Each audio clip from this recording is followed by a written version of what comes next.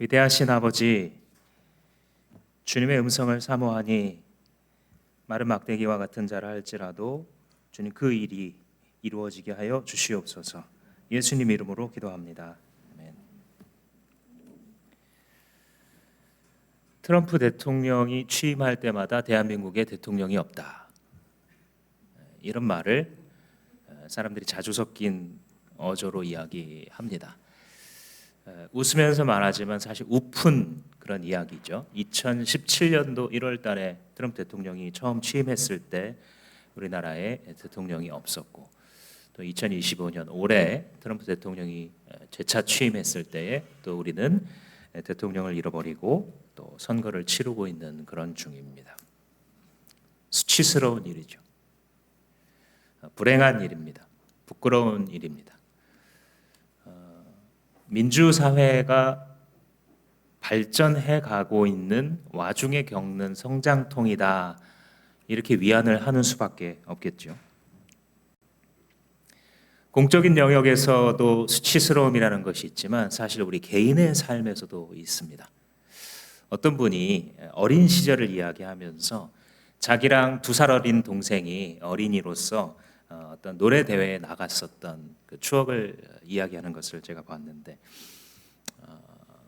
합창대에 나가서 동생이랑 같이 피아노 반주에 맞춰서 노래를 막 부르고 있는데 동생이 계속 틀리는 겁니다. 음정이 계속 틀려가지고 셋이서 진땀을 흘리다가 결국 무대를 마치고 내려와서 고개를 들지 못했습니다. 형이 고개를 푹 숙이고 사람들 앞에서 망신을 당했구나, 동생이 너무 많이 부끄러웠고 눈물이 뚝뚝 떨어졌습니다. 그러다가 옆을 이렇게 보니까 동생도 역시 고개를 숙이고 울고 있었습니다. 형이 나를 부끄러워하는구나 라는 생각에 옆에서 같이 울고 있었던 거죠. 어린 나이에 잠깐 있었던 해프닝이었지만 시간이 지나고도 이 기억이 잊혀지지 않더랍니다. 그런데 뭐가 부끄러웠냐면 내가 동생을 부끄러워했다는 그것이 부끄럽더랍니다. 그게 뭐라고? 내가 동생을 부끄럽게 생각했는가? 그래서 이제 이 동생이 술에만 취하면 노래방에 그렇게 집착하는 게 그 때문이었나 싶기도 하면서 이분이 하는 말을 들었는데, 우리가 살아가면서 그런 것들이 한 개쯤 있죠.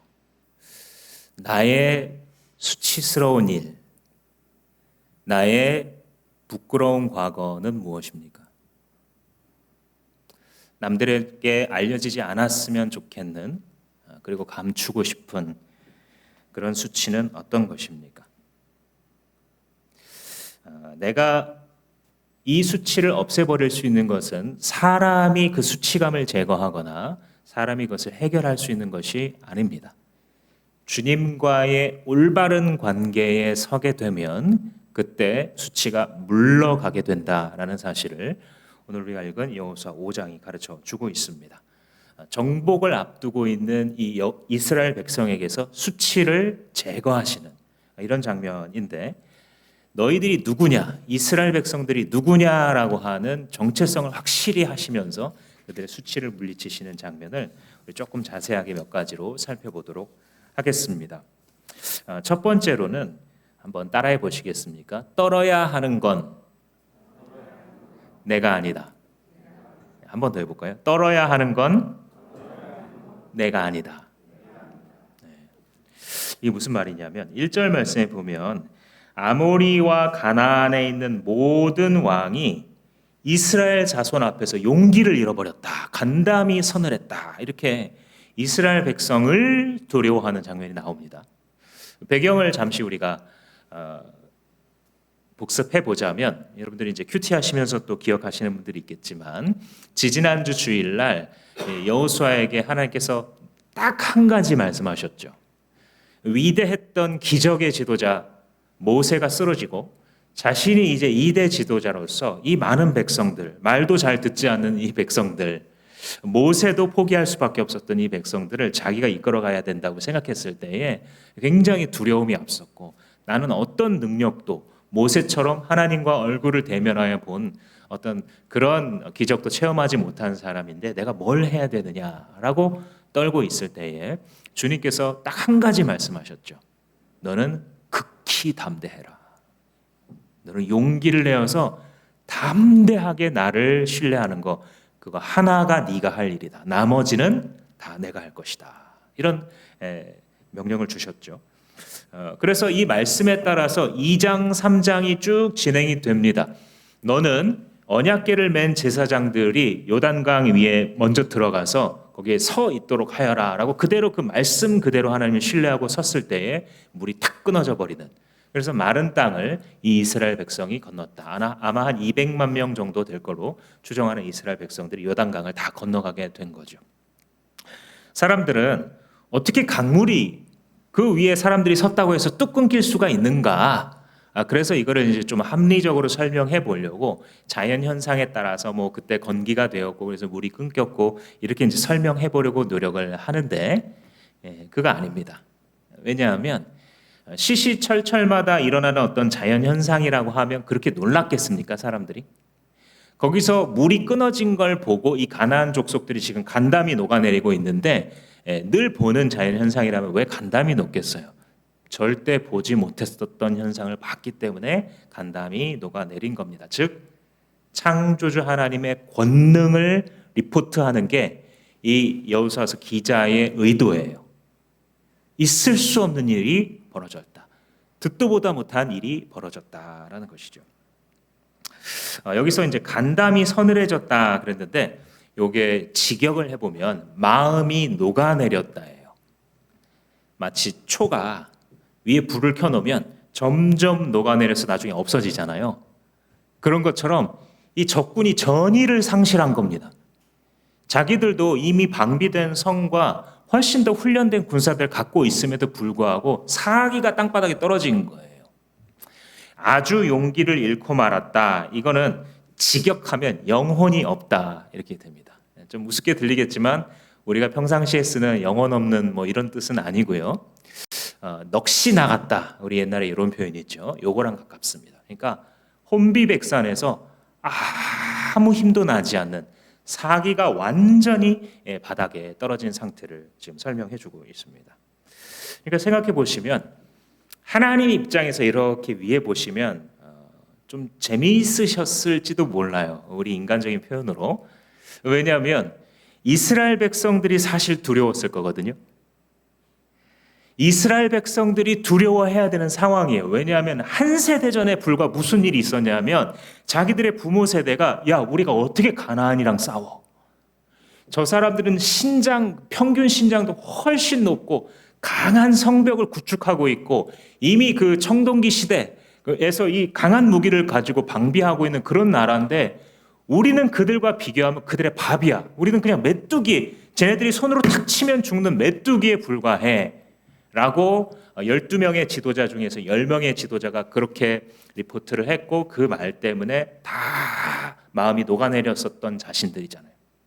그리고 이제 아버지 어머니로부터 그 말씀을 들었었던 그 무서운 가나안 백성들 앞에 와 있으니 이들이 무섭죠. 그러니까 현실적으로는 이스라엘 사람들이 두려움이 많았었던, 우리는 무조건 질 수밖에 없는, 더군다나 지난 40년 동안 이 이제 광야에서 태어나고 자라난 출애굽 2세대죠. 이 사람들이 뭐 군사 훈련을 했거나 뭐 전략 연습을 했다든지 아니면 뭐 철기를 미리 들여와 가지고 더 월등한 무기를 만든 게 아니에요. 뭐 했습니까? 그냥 광야 뺑뺑이 돌았습니다. 불평하면서 믿음 없는 부모들의 모습을 보면서 어쩌면 많은 것을 물려받았을 거예요. 잘 먹고 충전해서 쉬기나 했으면 다행인데 그것도 아니에요. 그냥 만나 하나 먹고 목숨 연명하면서 여기까지 온 이스라엘이었습니다. 그러니 이스라엘이 스스로 자기를 평가하는 자기의 상황은 굉장히 두려운 처지인 거예요. 그런데 실제로는 어땠다고요? 그들이 두려워했다고요.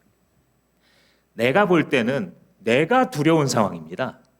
우리가 아주 불리해요. 그들은 강하고 우리는 아주 약하고 할 수 있는 게 아무것도 없어요. 저 강한 현실 앞에서. 근데 하나님 보실 때 현실은 네가 두려워할 게 아니야. 저들이 두려워해야 돼. 그래서 그들은 우리의 적임에도 불구하고 이스라엘의 적임에도 불구하고 위대하신 창조주 하나님께서 행하신 이 일을 딱 듣고 나서 벌써 간담이 녹아내. 싸울 힘도 없어요. 저들의 신은 저렇게 강한데 요단물을 끊는 거 듣도 보지도 못한 일을 행하는 고대 사회 이 개념으로 보자면 우리 신보다 저들의 신이 더 강한데 우리가 싸워봐야 뭐해 하고 벌벌 떨고 있었던 것이죠. 요게 오늘 여러분들이 가져가셔야 될 영적인 원리입니다.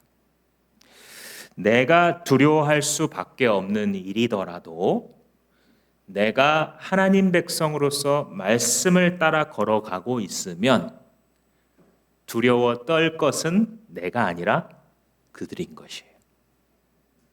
내가 아니라 나를 대적하는 자들인 것이에요.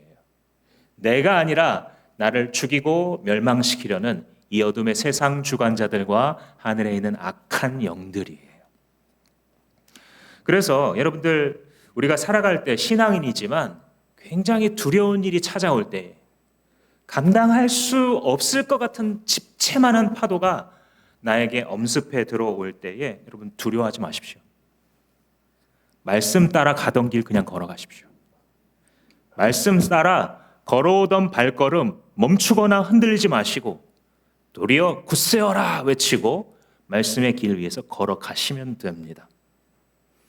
지난번에 우리가 1장에서 학습했었던 것처럼 너는 오직 강하고 극히 담대해서 모세를 통해서 너에게 명령했던 율법을 좌로나 우로나 치우치지 말고 그것만을 행해라. 주야로 그것을 묵상해라. 그러면 너가 하는 길이 형통하게 될 것이다. 딱 한 가지 가르쳐 주셨죠. 그것을 행하는 거예요. 좌로는 유혹이라는 사자가 있고 우로는 두려움이라는 사자가 지키고 있지만 말씀 위에 서서 가운데를 걸어갈 때 아무도 너를 해치지 못할 것이다. 두려워할 것은 네가 아니다. 그들이다. 하나님과 함께 걸어가고 있는 너를 대적하는 그들이 두려워함이 마땅하다. 나는 여호와로라 전능하신 하나님이기 때문이다. 주께서 그때뿐만 아니라 지금도 당신의 백성들에게 동일하게 말씀하시는 줄 믿습니다. 그래서 떨어야 할 것은 내가 아니라 적군이다. 하나님이 함께 하신다면 라는 진리를 우리가 여기서 충분히 얻어낼 수 있는 것입니다. 두 번째는 한번 또 따라해 보실까요? 먼저 할 일 먼저. 먼저 할 일을 먼저 하는 중요한 영적 원리를 또 가르쳐주고 있습니다. 지금 이스라엘이 적군이 두려워하고 있구나라는 사실을 알았을까요? 몰랐을까요? 적어도 반은 알았습니다. 왜냐하면 그 2장에 보면 이 요단강을 건너가기 전에 정탐꾼을 보낼 때에 창녀 라합이라는 여인의 집에 이 정탐꾼 둘이 들어가잖아요. 근데 이미 말을 해줘요. 우리는 이스라엘 너네들에 대한 스토리를 이미 다 들었다. 너네가 건널 때 어떻게 홍해가 갈라졌고 너네가 어떻게 우리 이웃의 왕인 두 왕을 무찌르고 완전히 해렘시켰는지 하나님에 바치는 것이죠. 전멸시켰는지 우리가 다 들었다. 듣고 우리 간담이 다 녹아내렸다. 이렇게 이제 말을 하고 있어요. 그러니까 이 정탐꾼을 통해서 이스라엘에게 알려졌겠죠. 그러니까 적어도 절반은 알고 있었어요. 아, 적군이 우리를 두려워하고 있구나. 그리고 이제 요단강이 기적적으로 끊어졌다라는 소식까지도 이들에게 전파가 됐겠죠. 그래서 적들의 사기가 완전히 바닥을 치고 있기 때문에 이것은 전쟁에서 기회입니다. 그렇죠? 특별히 고대 전쟁에서는 사기가 절반 이상이에요. 객관적인 전력보다도 사기가 매우 중요하기 때문에 인간적으로 그냥 전쟁학적으로 생각하면 지금이 공격할 절호의 기회예요. 저 사람들 싸울 용기도 없잖아요. 지금 이 칼을 들어봤자 자기들 다 진다는 생각 갖고 있을 때 총공격을 감행해야 이길 확률이 점점 올라가게 되겠죠. 그런데 하나님은 먼저 할 일이 있대요. 네가 지금 공격하고 네가 무슨 일을 성취하기 전에 네가 어떤 문제를 해결해 버리기 전에 먼저 해야 될 일이 있다는 거예요. 그게 뭐였냐면 할례였어요. 할례. 여호수아야, 너는 지금 이스라엘 모든 백성들을 모아서 그들에게 할례를 행하도록 하여라. 할례가 무엇입니까? 겉으로만 보자면 할례는 남성 성기의 끝부분인 포피를 잘라내는 거예요. 이게 왜 이루어졌냐면 아브라함과 처음에 하나님이 언약을 맺으시면서 약속을 하면서 그 표시를 몸에 하도록 하나님 그렇게 명령하셨거든요.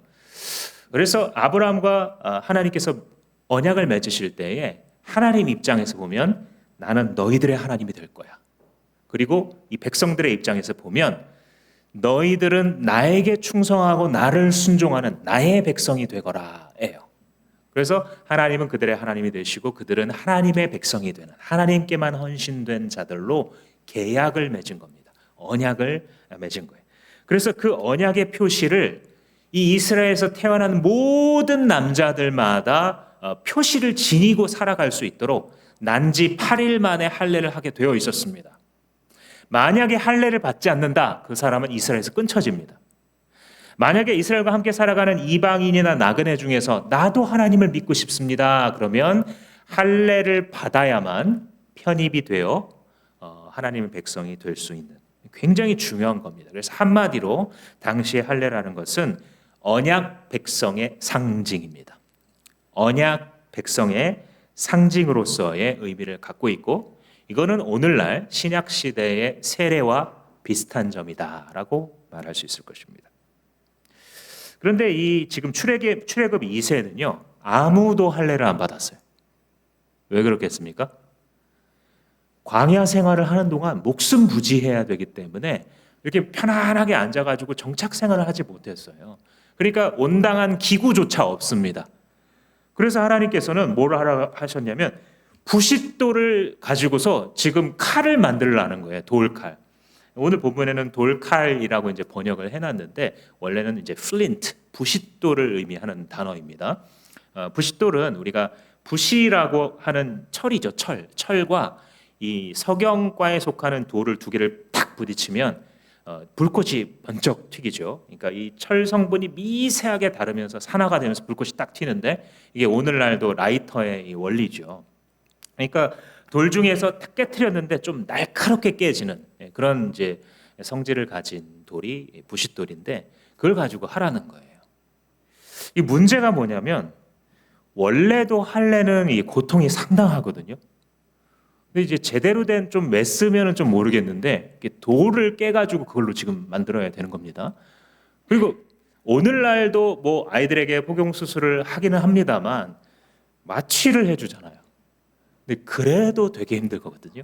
며칠을 고생을 하고 잘 다니지도 못하는데 당시에 그런 것도 없이 이걸 해야 되는 거예요. 자, 전쟁 상황에서 이제 조금 있으면 여리고와 정복 전쟁을 해야 되는데 이게 무슨 의미예요 지금? 치명적인 약점을 스스로 만드는 겁니다. 여기서 지금 할례 행하고 저들이 끙끙 앓고 있다라는 소식이 그냥 한 번만 리포트되면 끝날 수 있습니다. 그죠? 첫 번째로는 전쟁이 멈추고 공격을 할 수 없다.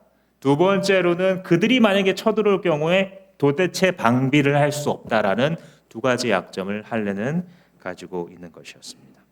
이중으로 손해인 거죠. 공격도 못하고 방어도 못하는. 그런데도 하라고 하세요. 왜 그러겠어요? 그만큼 중요해서. 그만큼 중요해서. 뭐가요? 하나님의 언약 백성으로 서는 것. 지금까지 무할례자로 살아오다가 하나님의 백성임에도 세상과 동화되어서 살아오다가 네가 누구냐? 네가 누구의 언약을 가지고 있는 자냐? 라는 것을 확실하게 확인하는 것만큼 너한테 중요한 건 없다. 그거 없이 아무리 네가 공격과 싸움을 잘해봤자 아무 의미가 없다.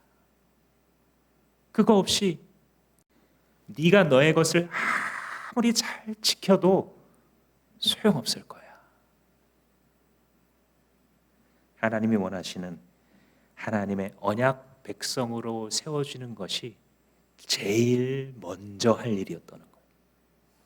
그래서 먼저 할 일, 먼저 해라 라고 말씀하시는 거죠. 이게 우리의 영적인 원리입니다.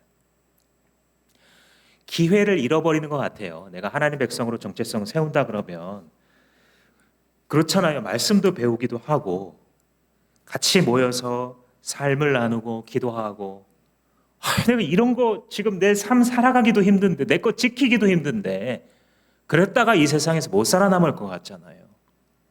그런데 하나님은 네가 기회를 잃어버리는 것 같고 위험에 노출되는 것 같지만, 그래도 네가 하나님의 백성인 것을 확신하지 못하고서야 나머지 모든 활동이 무슨 의미가 있겠느냐라고 말씀하시는 거예요. 우리한테도 적용해 봐야겠죠. 당신은 하나님의 백성이십니까? 사랑하는 지체 여러분, 여러분 하나님의 언약 백성이십니까? 내가 하나님의 언약 백성인 것을 확신하고 계십니까? 이제 예수 그리스도 안에서 내게 주어진 예수의 피를 뿌려서 세우신 그 새 언약 백성 되었음을 여러분 확신하고 계십니까? 그 새 언약이 내게 의미하는 바, 내 삶에 의미하는 바가 무엇인지 내 심령 속에 할례처럼 새기고 살아가는 이 놀라운 삶을 체험하고 계십니까?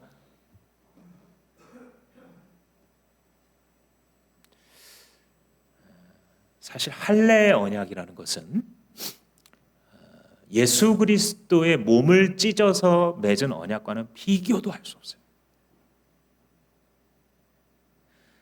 우리는 정말 자격 없는 사람들이잖아요.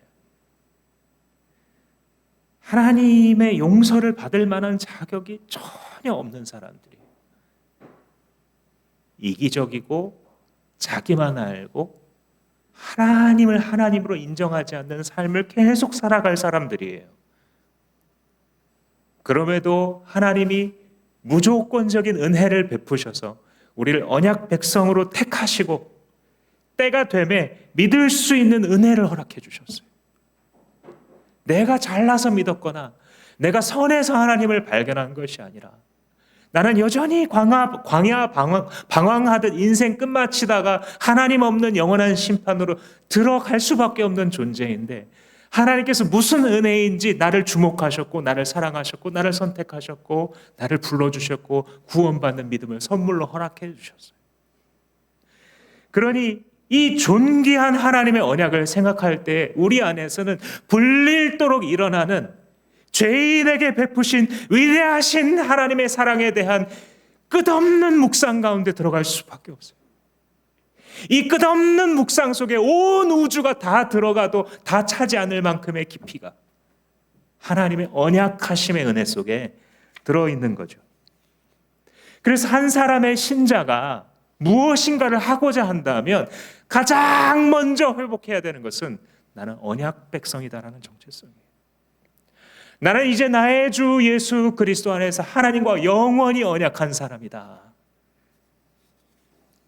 이게 회복되어야 되는 거예요.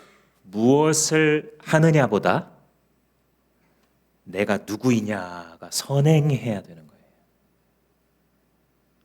많은 일을 하고 싶고 또 많은 일을 해야 되잖아요, 우리가. 근데 그 doing들보다 훨씬 중요한 게 being이에요. 내가 무엇을 하느냐보다 내가 주 앞에서 누구이냐, 이 모든 결정을 나누는 가치입니다. 잘 사는 것보다, 잘 지키는 것보다 가장 먼저 회복해야 될 고백, 주님, 나는 언약 백성입니다. 나는 예수 피로 영원히 주님과 계약된 주님의 아들, 딸, 주님의 백성입니다. 이게 먼저 할 것인 것이죠. 한번 이 시대를 생각해 보세요. 얼마나 많은 그리스도인이라 일컬음 받는 사람들이 무할례자처럼 살아가고 있는지. 하나님을 안다 하는 표식이 나타나지도 않고, 좌로는 유혹에 우로는 두려움에 빠져서 얼마나 세상과 비슷한 모양으로 동화되어서 그 자리에 머물러서 살아가고 있는지. 그 삶은 삶이라기보다는 살아있으나 죽은 자요, 걸어다니나 좀비 같아서 내가 걸어갔던 인생의 족적의 결과 생명스러운 것이 하나도 남지 않는 그저 모든 것이 소비되고 소진되는 것으로 끝나는 생명이 없는 삶을 살아가고 있는 것은 아닌지. 신자들에게 부족한 것은 교회 건물이거나 헌금이거나 신자의 숫자이거나 좋고 좋은 분위기인 것이 아니라 그들의 참모습을 깨달은 것, 예수 그리스도의 피 뿌리심을 받았기 때문에 나는 언약 백성입니다. 주님께서 나를 지키실 것입니다. 내가 할 수 있는 일은 극히 담대하여 주님 앞에 서 있는 것 한 가지입니다. 나머지는 주님께서 하실 것입니다. 왜냐하면 주님이 그렇게 언약하셨기 때문입니다. 당신은 나의 하나님, 나의 하나님, 나의 하나님이시기 때문입니다. 이거 하나 알면 그렇게 크게 실망하지 않는 겁니다. 실망스러운 일은 많죠. 크고 작게 계속 좌절스러운 일들은 계속 넘실넘실 때를 따라 오겠지만 이거 알면 내가 언약 백성이구나. 이 정체성 먼저 할 것 먼저 회복하고 서 있으면 이 세상에서 크게 흔들리지 않고 살아가게 되는 것입니다. 마지막 세 번째는 이 본문은 우리에게 수치를 물러가게 하시는 하나님에 대해서 가르쳐 주고 있습니다. 한번 따라 하실까요? 수치를 물러가게 하시는 하나님. 그래서 이제 할례를 결국 쭉 받은 다음에 9절 말씀에서 주님이 이런 말씀을 하시죠. 너희가 이집트에서 받은 수치를 오늘 내가 없애버렸다. 이 없애버렸다라고 하는 말은 사실 굴러갔다라는 굴하는 동사를 쓰고 있어요. 그래서 갈이라고 하는 동사를 쓰고 있는데 이게 두 개를 겹쳐서 길갈해서 굴러간 장소하고 이제 지명으로 지금 만드는 그런 장면입니다. 너희가 이집트에서 받은 수치를 완전히 저쪽으로 볼을 뻥 차가지고 저쪽으로 굴려 보내는 것처럼 나한테 더 이상 있지 않은 거예요. 뭐가요? 수치라고 하는 공이. 그래서 주님이 굴려 보내셨다라는데 여기서 이제 이집트에서 받은 수치, 이게 조금 의역인데 직역이 조금 나을 수 있어요. 뭐냐면 이집트의 수치예요. 이집트의 수치. 내가 너희에게서 이집트의 수치를 없애버렸다. 이렇게 이제 말하고 있습니다. 이집트의 수치가 그럼 뭐냐? 알 것도 같고 모를 것도 같아서 많은 신학자들이 많은 토론을 많은 시대 동안 해왔으나 가장 크게는 한 세 가지 정도를 생각해 보면 정확할 것 같습니다. 첫 번째는 이집트의 수치라는 것은 종노릇하던 수치예요. 이집트에서 분명히 야곱의 아들 요셉을 통해서 이 금이 환양처럼 들어간 그래서 환대받으면서 살게 됐었거든요. 이집트 땅에서. 그런데 400년을 사는 동안 이 황제가 바뀌고 그러면서 결국은 이 이스라엘 백성들을 탄압하면서 그들을 마치 정복자처럼 다뤘죠. 피정복민처럼 착취하고 다뤘었죠. 그러니까 이 이스라엘 백성들의 생각 속에서는 이게 이해가 안 되는 거예요. 우리가 분명히 하나님의 백성인데 왜 종노릇하면서 살고 있느냐. 너무 괴롭힘 당하니까 나중에 모세가 일어나가지고 이렇게 괴롭히지 말라고 막 쳐서 죽이잖아요. 관리를. 그 정도로 탄압을 받으면서 살아가는 게 이해가 안 됩니다. 택함 받은 언약 백성인데 실제 삶은 굴욕적으로 살아가는 이게 이제 이집트의 수치다라고 말할 수 있습니다. 그런가 하면 그 이집트에서 출애굽을 막상 했지만 결국은 광야에서 떠도는 수치가 또 있어요. 이것도 이집트의 수치라고 불릴만 합니다. 이거는 어디서 시작된 거냐면 그들의 불순종에서 시작됐어요. 앞에 이 종된 것은 자기들이 선택한 게 아닐 수도 있겠지만 이제 광야에서 방황하는 것은 자기 죄 때문이에요. 사람이 인생을 방황하는 여러 가지 이유 중에 굉장히 큰 이유 중에 하나는 자기도 모르는 사이에 해결되지 않은 불순종이 있어요. 그래서 그 불순종 때문에 자신의 인생의 결과에 수치라는 게 남게 됩니다.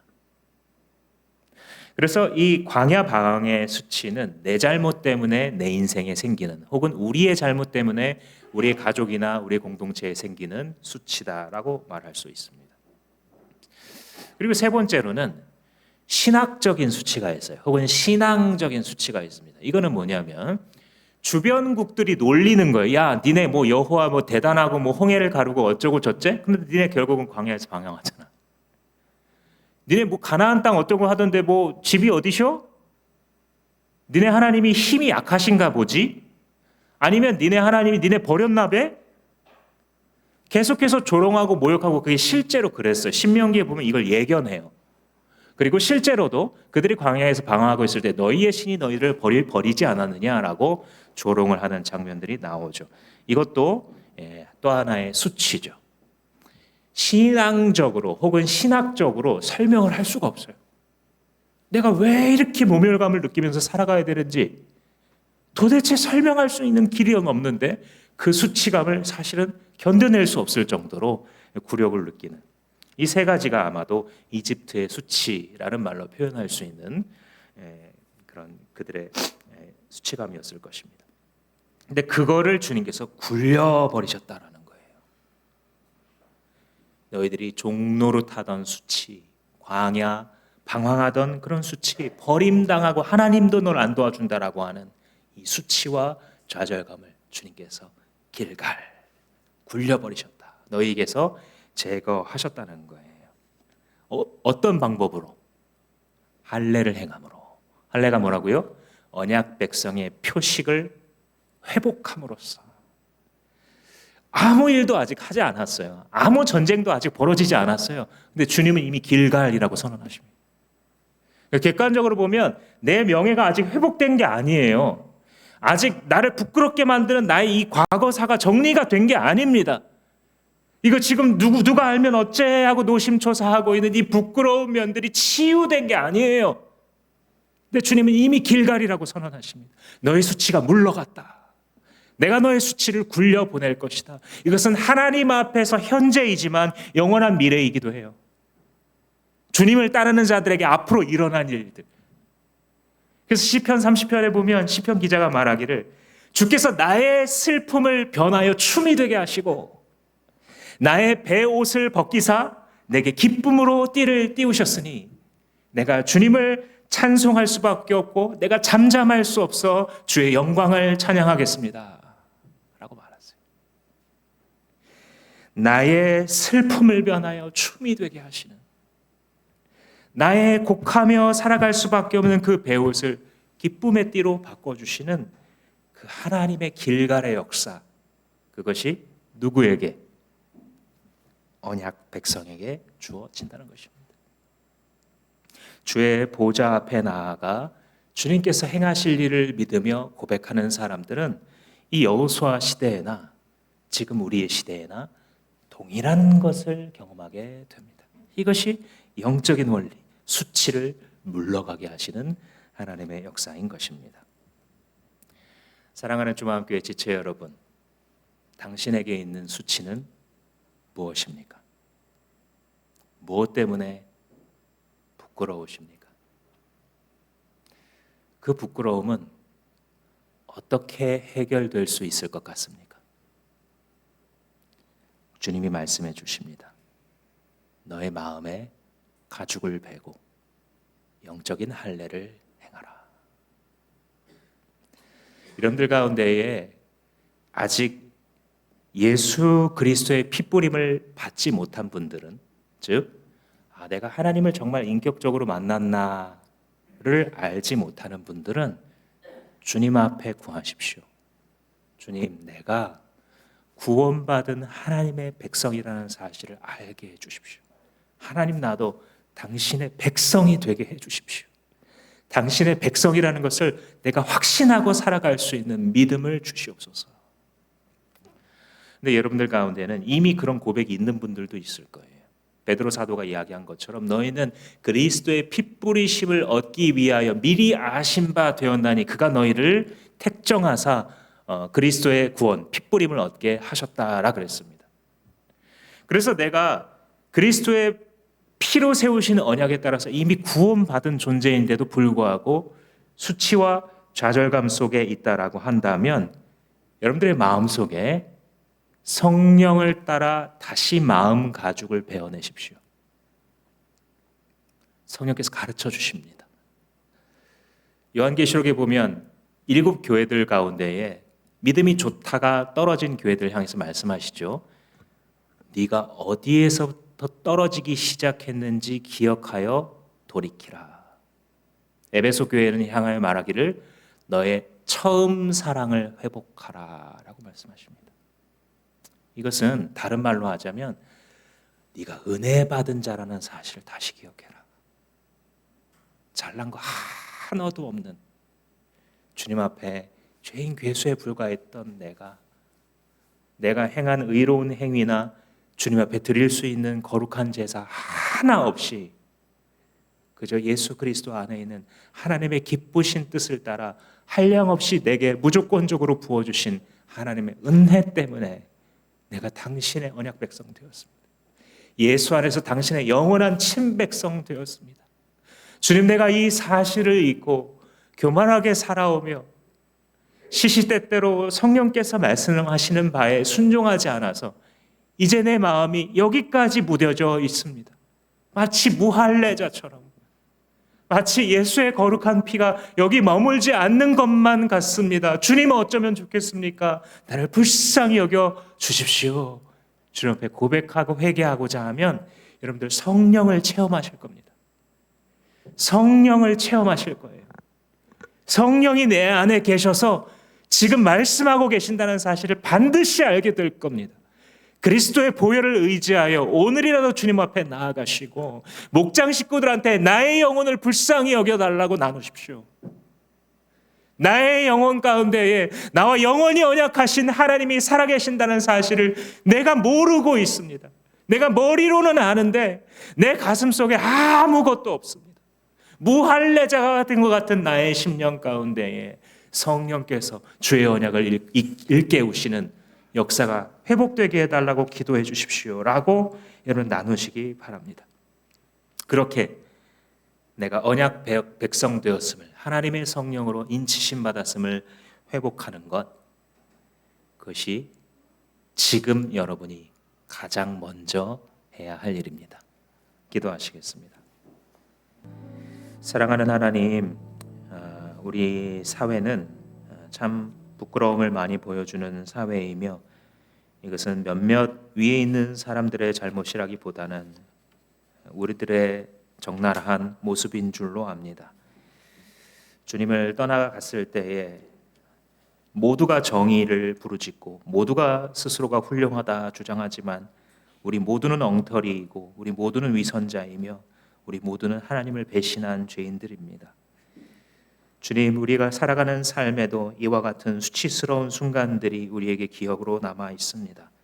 때로는 그것이 무겁게 나를 짓눌러 하나님 생을 살아갈 힘을 다 빼앗는 순간도 있습니다.